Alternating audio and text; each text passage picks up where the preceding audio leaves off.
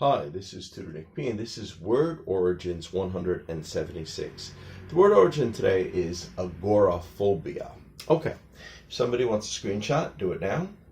All right, let's get right to it. If somebody suffers from agoraphobia, he or she has a fear of going outside and being in public places. An agoraphobic person is often afraid of crowds, public transportation, markets, long lines, etc., and could possibly suffer panic attacks if forced to encounter these situations. So, very terrible disease to have. You're almost afraid to walk out your door. You're afraid of a lot of people around. This is what we mean by agoraphobia. All right, let's continue.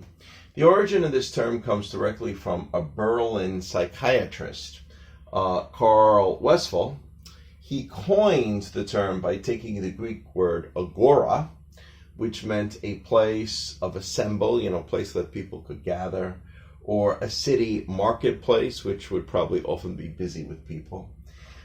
In this sense, he actually meant agora as like open spaces. And of course, he added the usual word phobia, anytime we have a fear of something, which means a fear of something. The most severe cases may force themselves to be housebound. So they just don't want to ever leave their house. They just stay in their house forever. So very, very terrible thing to have. Although in our modern times of the internet, it is possible that somebody with agoraphobia, if they got a job on the internet, they might be able to support themselves these days, where in the past this was very difficult. But again, there's different degrees of this, just like a lot of different types of illnesses. So some people with it still do venture to go out sometimes, or some people kind of got it later in life. They had periods in their life where it was worse than other times. All right, let's continue. Let's look at the 4 examples here. The author of Catcher in the Rye, J.D. Salinger, suffered from agoraphobia. Yeah, this is his first main book that really made it big, and then he got this way after that. Before this, he wasn't. Maybe being famous wasn't a good thing for him. Number 2 here. People who suffer from agoraphobia may become a recluse. Well, that's the person that stays, locked in their house, avoids almost all other people. Okay, good. And 3 here, other famous celebrities with different degrees of agoraphobia include Edward Munch. Well, he was the famous painter that painted the Scream, that one. That was Edward Munch. Howard Hughes, who at one time used to be thought of as the richest person in the world, and the one who first started up TWA, many decades ago.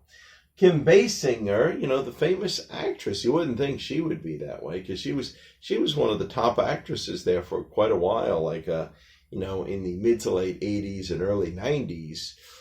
She was, I haven't seen her in a while though. I haven't seen her, make any big movies in recent time, but at one time she was definitely probably one of the top 5 actresses. Macaulay Culkin, you remember the little Home Alone boy? Yeah, so when he became an adult, kind of hid out a lot. I think he's supposedly got a band together or something, but still, we don't see much of him, nowadays, or since he's become an adult. So even though he was a very, very famous child actor, when he became an adult, I guess this is when his problem got serious. All right, anyway, and we got number 4 here. Some antidepressants may be used to treat agoraphobia, and antidepressant medication, is sometimes also used to treat agoraphobia. Okay, anyway, I hope you got it. I hope it's clear. I hope it's very informative. Thank you for your time. Bye-bye.